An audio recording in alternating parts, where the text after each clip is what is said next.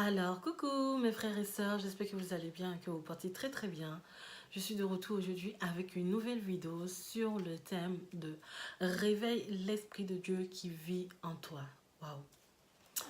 Waouh! Ça fait vraiment longtemps, je vais dire ça fait 3 ou 4 mois que j'avais disparu sur YouTube où je ne postais plus rien, j'avais arrêté. Alors, en gros, j'avais pris un temps de pause pour me ressourcer parce qu'il faut un moment partir et revenir. Donc voilà, j'avais vraiment besoin de recul, besoin du Seigneur. Et puis voilà. Bon, je suis toujours de retour. Et voilà, en tout cas, j'espère que vous portez très bien. En tout cas, moi, je vais à merveille.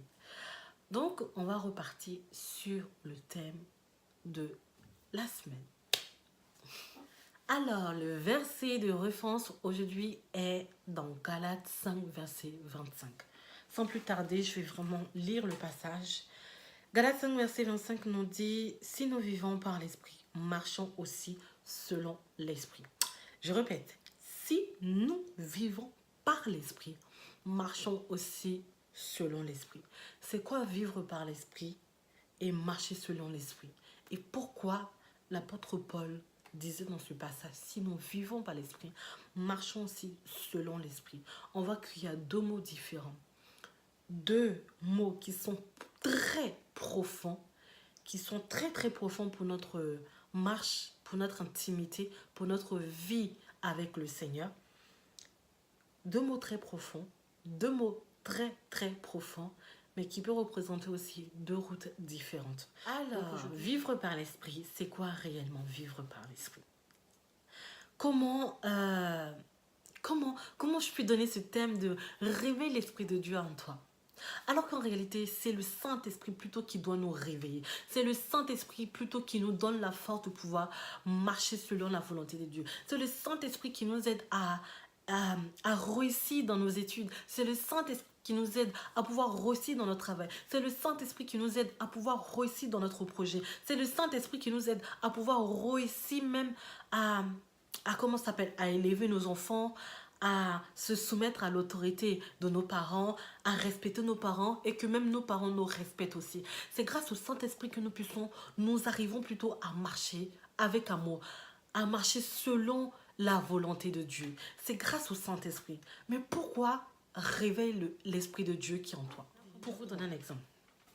Vous savez, le Saint-Esprit est tout simplement comme un feu au début. Une pincée de feu, si je peux dire. Il vient habiter en toi. Ok? De plus en plus que tu crées ta relation avec le Seigneur, de plus en plus que tu es intime avec le Seigneur, de plus en plus que tu cherches le Seigneur pour ce qu'il est et non pour ce qu'il te donne, et non pour les biens matériels, et non pour les bénédictions. De plus en plus que tu le cherches, ton plus grand désir, c'est vraiment la soif de Dieu, c'est vraiment chercher Dieu, de chercher Dieu, chercher Dieu. De plus en plus que tu le cherches, la flamme, toute cette petite flamme commence à s'intensifier et être remplie de sa gloire. De sa gloire. Alors frères et sœurs, aujourd'hui mon conseil, c'est tout simplement, oui, le Saint-Esprit habite en nous. Oui, le Saint-Esprit habite en nous. Mais cela suffit pas simplement que le Saint-Esprit habite en nous. Il faut qu'on se donne totalement à Dieu. Et le problème, c'est qu'on a du mal souvent à le faire. Et que quand le Saint-Esprit vient habiter en nous, il n'y a pas que ça qu'il attend de nous, de rester là comme ça. Non. Plus tu le nourris, tu te nourris plutôt de la parole de Dieu, en fait, tu es en train de automatiquement nourrir le Saint-Esprit. Tu es en train de simplement laisser complètement la place au Saint-Esprit dans ta vie. Je ne sais pas si je me fais comprendre. Plus tu nourris la parole de Dieu, tu te nourris de la parole de Dieu, en fait, automatiquement, tu nourris l'Esprit de Dieu qui habite en toi. Parce que le Saint-Esprit se nourrit par les bienfaits de la parole. Le Saint-Esprit se nourrit par la parole de Dieu. Parce qu'il faut savoir, quand tu viens à Christ, et que maintenant tu viens à Christ, tu ne médites pas, tu ne cherches pas Dieu, mais tu vis cette vie encore du monde. Même si peut-être Dieu t'a retiré comment ça s'appelle, de la débauche, ou peut-être de l'alcool, ou peut-être de la cigarette. Tu ne fumes plus, tu ne bois plus, tu ne vis plus cette vie de débauche, le péché sexuel. D'accord. Tu ne vis plus ça. Mais tu as encore ces semences en toi où tu continues à avoir encore un comportement qui ne glorifie pas la gloire de Dieu. Je ne sais pas si je me fais comprendre. Tu as encore ce comportement qui ne glorifie pas la gloire de Dieu. En fait, quand tu ne prends pas le temps de réellement rechercher le Seigneur, en fait, ton comportement, ton mauvais comportement peut empêcher le Saint-Esprit de réellement se rallumer, se réellement s'intensifier, réellement prendre la place complètement dans ta vie. Donc pour cela, tu as besoin de te rapprocher de Dieu, de t'attacher à Dieu. Et de plus en plus que tu te rattacheras à Dieu et que tu chercheras Dieu par l'obéissance, par la soumission, par le sacrifice, mais surtout l'obéissance. Parce que Dieu regarde plus à l'obéissance que le sacrifice. C'est pour ça qu'il nous dit dans sa parole, dans Samuel, que l'obéissance vaut mieux que le sacrifice. L'obéissance de Dieu, c'est quand tu mets sa parole en pratique. C'est quand tu te soumets à son autorité. C'est quand tu obéis à tes parents. C'est quand tu obéis à ton pasteur. C'est quand tu écoutes la parole de Dieu. C'est quand tu recherches Dieu. C'est quand tu fais tes devoirs. C'est quand tu fais les choses pour plaire à Dieu. C'est quand tu as un bon caractère. C'est quand tu as un bon comportement. C'est quand tout simplement tu glorifies Dieu par ton attitude. Dieu nous brise afin que nous soyons à son image. Le brisement, beaucoup fuient le brisement. Oui, d'accord. Vous pouvez fuir le brisement, refuser le brisement. Mais tu ne pourras pas échapper à l'enfer si tu fuis le brisement. Parce qu'il faut savoir que quand tu viens à Dieu, Dieu te brise. Ce n'est pas pour te détruire, mais c'est pour t'arranger. La Bible nous dit que celui qui châtie son enfant, en réalité, il aime son enfant. Les parents qui voient leurs enfants faire des bêtises et ils ne disent rien, en réalité, ils n'aiment pas leurs enfants. Au contraire, ils sont en train de détruire. Ils sont en train de gâcher l'enfant. Mais au contraire, quand tu frappes l'enfant, quand tu corriges l'enfant, parce qu'il a frappé, il a frappé. Quand tu corriges l'enfant et tu lui fais comprendre quand un enfant a fait des bêtises, tu lui dis non, ce que tu fais, c'est pas bien. Tu le mets, tu le punis souvent quand il n'écoute pas. Là, tu es en train de arranger ton enfant afin qu'il soit une bonne personne.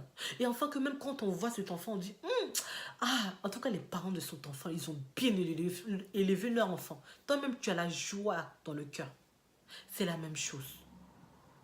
Nous, les chrétiens aussi, nous devons être la même chose. Quand les païens nous verront, quand les autres nous verront, ils doivent se dire, cette personne, elle qui est dans le monde, mais de plus en plus, elle a laissé toutes ces choses de ce monde. Mais son comportement, son attitude a changé. Waouh, j'aimerais savoir réellement quel est ce Dieu qu'elle suit. J'aimerais savoir, c'est quoi son secret. Je parlais du brisement. Donc, le brisement, c'est simplement nous former. C'est pour ça que j'ai donné l'exemple d'un enfant. C'est simplement nous former. De même aussi, avant que nous puissions rentrer dans notre ministère, le Seigneur nous forme. Je vous donnerai l'exemple. Quand Dieu a appelé Moïse, Dieu n'a pas directement dit à Moïse de prendre le peuple et de le faire sortir de l'Égypte. Mais Dieu a brisé Moïse. Dieu a façonné Moïse. On voit, la Bible nous dit que Moïse était un homme qui bégayait. Moïse était un homme colérique. Mais Dieu a tellement façonné le cœur de Moïse. Dieu a tellement lavé le cœur de Moïse. Dieu a enlevé toutes ces mauvaises semences en lui. Et Dieu maintenant l'a fait l'homme selon son cœur. Parce que Dieu lui parlait face à face.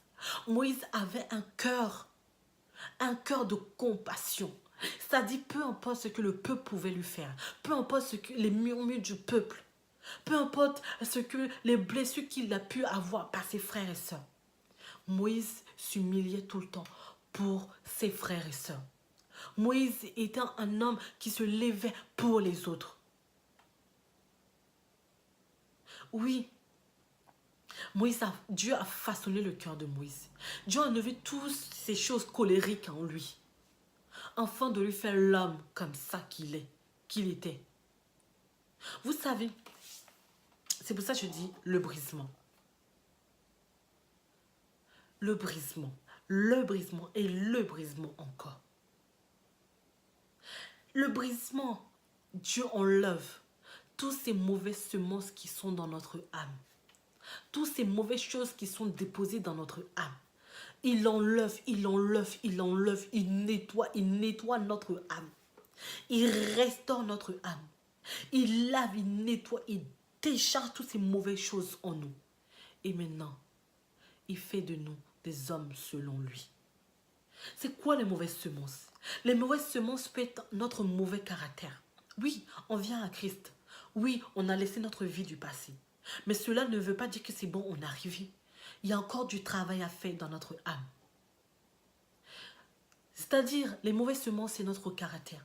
L'orgueil, les critiques, les murmures, les insultes, les blessures intérieures. Parce que de nos jours, beaucoup nous sommes des chrétiens qui apportons l'amour, qui essayons plutôt d'apporter l'amour. Mais nous n'avons pas assez la maturité de Dieu. Nous voulons apporter l'amour. Nous voulons prêcher. Mais nous avons encore des comportements en nous qui ne glorifient pas le nom de Dieu. Comment tu peux te lever pour aller prêcher sur l'amour? Pour aller prêcher. Maintenant, quand on vient te tenter, quand on vient te chercher, ouf, au lieu de démontrer le contraire et de montrer le caractère de Dieu, mais tu montres un mauvais caractère. Tu insultes. Même tu gardes ce que l'autre t'a fait. Ce qu'il t'a fait, tu gardes ça à l'intérieur de toi. Oui, tu lui rends le mal par le mal. Ah, moi, il m'a fait mal. Moi, je vais me venger. Ça, c'est pas bon. Alors, c'est par là, le Seigneur a besoin de nous façonner. De même aussi, quand le Seigneur, on voit que la Bible nous parle du commencement de la naissance de Jésus jusqu'à l'âge de 12 ans. À partir de là, la Bible ne parle plus de Jésus jusqu'à le jour de son baptême. Et après maintenant, quand il rentre dans son ministère. C'est-à-dire, un moment, tu viens à Christ, tu as les ailes, tu apportes la parole. Maintenant, il faut que tu te recules. Aller chercher Dieu dans le secret. Avant de rentrer dans des combats spirituels. Avant de rentrer dans des batailles. Non. Beaucoup ont tellement les ailes qui risquent de détruire les ailes. Qui risquent de se détruire eux-mêmes. Parce qu'ils ne prennent pas le temps de discerner les choses. Parce qu'ils ne prennent pas le temps de demander, Seigneur, est-ce que c'est ce que tu veux? Est-ce que c'est ce que non? Est-ce que ça? Le discernement. Ne prennent pas le temps de réfléchir et avoir la sagesse de Dieu. Mais se lancent dans des combats, se lancent dans des choses alors que non. Il y a un temps où Jésus était dans le désert, où on n'entendait plus parler de Jésus. Ce temps, Dieu a pris Jésus. Il était en train de le former, le façonner, le travailler son comportement, travailler son attitude, travailler son cœur, afin qu'il puisse résister aux tentations, résister aux épreuves. Quand ils allaient le crucifier, si vous croyez que si Dieu n'avait pas mis Jésus dans un temps de désert, où on n'entendait plus parler de lui, est-ce que Jésus aurait réussi à faire sa mission comme Dieu lui a demandé? On voit même que quand Dieu a retiré le peuple d'Israël dans le pays d'Égypte, ils ne sont pas arrivés directement dans la terre promise. Ils sont restés 40 ans dans le désert. Cela signifie quoi? Dieu a besoin de nous former, de nous briser, enlever les semences, afin que notre cœur s'attache à lui. Peu importe les circonstances qui peuvent arriver, peu importe les douleurs que nous pouvons avoir, peu importe les blessures que nous pouvons avoir, peu importe les tentations que nous pouvons avoir, peu importe les flèches et les attaques du diable, nous nous accrochons à Dieu. Mais nous sommes tellement pressés, on se lance dans des choses sans réfléchir. Et c'est comme ça, petit à petit, on commence à perdre la marche chrétienne. Donc, réveille l'Esprit de Dieu en toi. C'est tout simplement, va auprès de Dieu. Passe du temps avec le Seigneur. Cherche le Seigneur afin qu'il te façonne premièrement. Cherche le Seigneur afin qu'il change ton cœur. Cherche le Seigneur afin qu'il lave ton âme. Cherche le Seigneur par sa sagesse. Car le commencement de la crainte de Dieu est sa sagesse. La sagesse de Dieu. Dieu ne peut pas bâtir une relation dans une maison sale. C'est impossible. Il a besoin de restaurer, de nettoyer cette maison. Afin de pouvoir maintenant mettre lui-même ses instruments, ses condiments, ses meubles. Parce que tout simplement, quand tu aménages dans une maison, tu n'aménages pas dans une maison sale. Je suis désolée. Tu aménages dans une maison propre. Tu achètes tes meubles. Tu décores cette maison. C'est la même chose. Tu ne viens pas aménager chez les gens comme ça et puis ramener tes meubles comme ça. Je suis désolée. C'est la même chose. Dieu ne peut pas venir mettre, comment je vais dire, son esprit est déjà là. Maintenant, il a besoin que son esprit est là afin de travailler en nous. Ok? Maintenant, quand l'Esprit de Dieu va travailler en nous, on a vu toute sa semence. Maintenant, Dieu va déposer sa nature. Sa nature, et maintenant, il va déposer son royaume. Et son royaume, c'est ça. Quand je dis déposer, en fait, le Saint-Esprit est déjà tout. C'est-à-dire le royaume, la nature de Dieu est complètement en toi. Mais comment on reconnaît tout cela? C'est en cultivant la parole de Dieu, c'est en cherchant la parole de Dieu, c'est en te rattachant à Dieu. Marcher par l'Esprit. Cela veut dire, ce n'est plus toi qui vis, mais c'est Christ qui vit en toi. Marcher par l'Esprit, cela veut dire se donner complètement à Dieu. Marcher par l'Esprit, c'est faire totalement et complètement la volonté de Dieu. Il faut savoir que faire la volonté de Dieu, c'est tout simplement se soumettre à l'autorité de Dieu. C'est tout simplement obéir à Dieu. C'est tout simplement marcher par la sagesse de Dieu. C'est tout simplement respecter, examiner avant de pouvoir mettre la parole de Dieu en pratique. Faire la volonté de Dieu, tu sais, faire la volonté de Dieu, tu dois d'abord commencer bas avant de monter. Qu'on commence déjà par des petites choses avant les grandes. Est-ce que tu obéis à tes parents? Est-ce que quand tes parents te parlent, tu fais ce qu'ils te demandent? Est-ce que dans ton travail, quand ton patron te demande une chose, tu fais exactement ce qu'il te demande? Est-ce que dans ton travail, tu démontres un comportement qui est bien? Est-ce que dans ton travail, tu démontres aussi la joie de vivre? Est-ce que ça? Faire la volonté de Dieu ne doit pas aussi nous empêcher de pouvoir, comment ça s'appelle? Faire nos tâches ménagères à la maison. Faire nos choses à la maison. S'occuper de nos frères et sœurs, les parents, nos maris. Je ne suis pas mariée, hein, mais nos maris ou nos femmes. Aider, faire la vaisselle. Tout ça, c'est d'abord là. Au début de ma foi, je voulais tout le temps prier, tout le temps prier, tout le temps prier, tout le temps prier, tout le temps prier. Donc j'en avais marre que ma mère elle me demandait de faire des trucs à la maison. J'étais là tout le temps prier, tout le temps prier. Alors que non.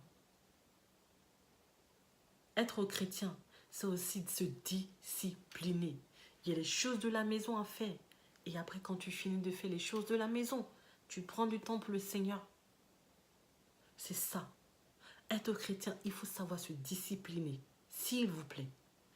Ne vous dites pas que parce qu'on est venu à Christ, le Seigneur nous dit de prier sans cesse, alors que non, quand tu me demandes, tes parents te demandent, ah non, moi Dieu m'a dit de prier sans cesse. Donc, ce que tu me demandes, je suis désolée, mais Dieu m'a dit de prier sans cesse.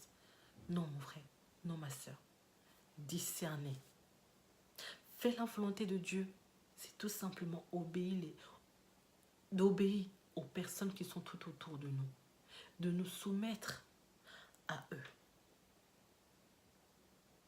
De les respecter. De les honorer. Quand ils nous parlent, qu'on ne réponde pas. La sagesse de Dieu. La sagesse. De plus en plus qu'on commence à obéir, on commence à être rempli de l'Esprit de Dieu.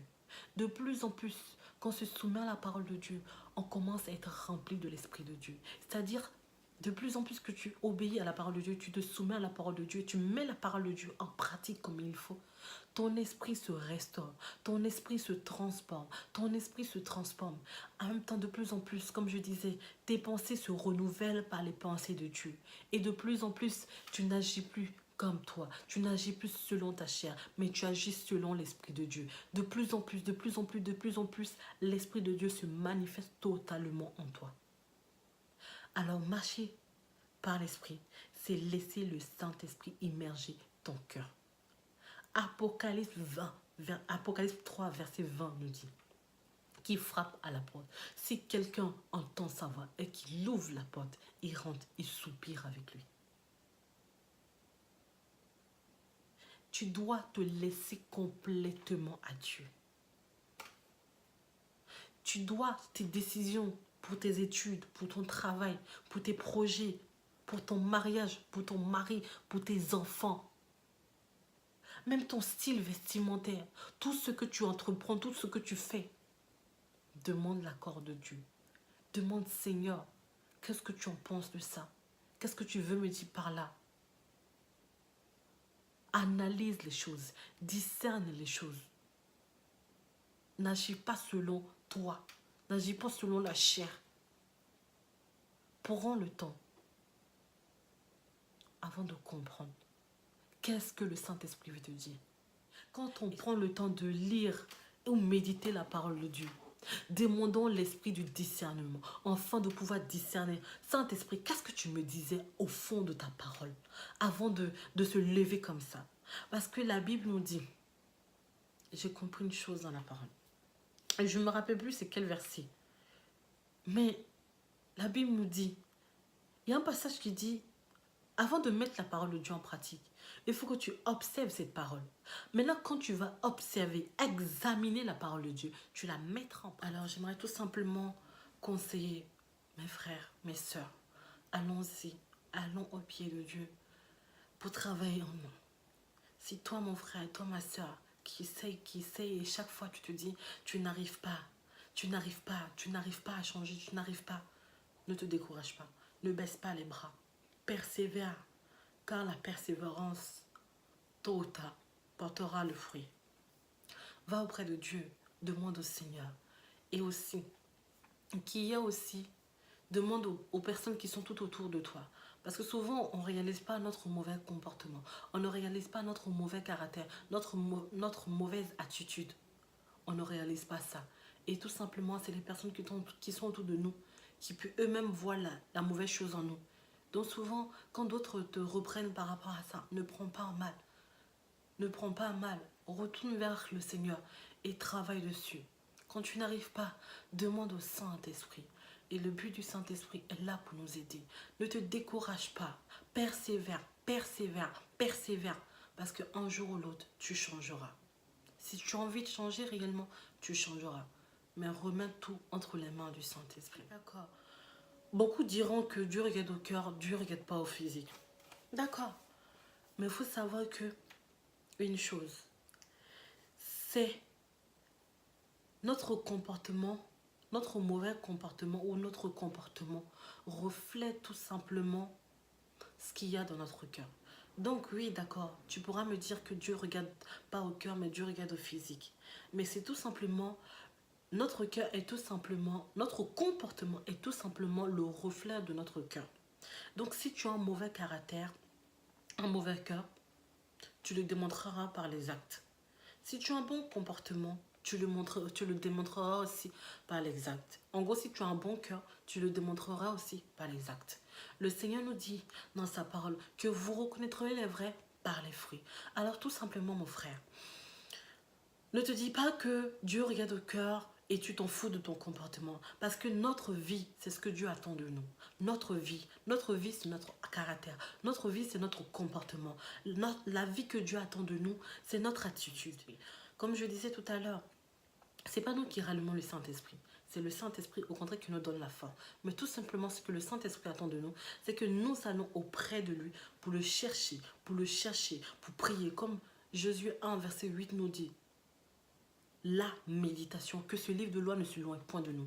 Plus nous allons prendre du temps à méditer, à rechercher le Seigneur, à faire la volonté de Dieu. J'ai parlé, c'est vrai que dans la vidéo, j'ai beaucoup parlé par rapport à les enfants, de comment les enfants comment nous devons nous comporter avec nos parents, avec nos frères et soeurs, avec nos papas spirituels, etc., avec les autorités, peu importe. C'est vrai que je me suis basée beaucoup par rapport à ça, mais c'est surtout tous les termes. Tu connais ta vie, tu sais comment tu es, tu sais avec qui tu marches. Comporte-toi aussi. Démontre le comportement qui va. Surtout, le but, c'est que nous ramenons des âmes à Christ. Il ne faut pas que notre mauvais comportement salisse le nom de Jésus.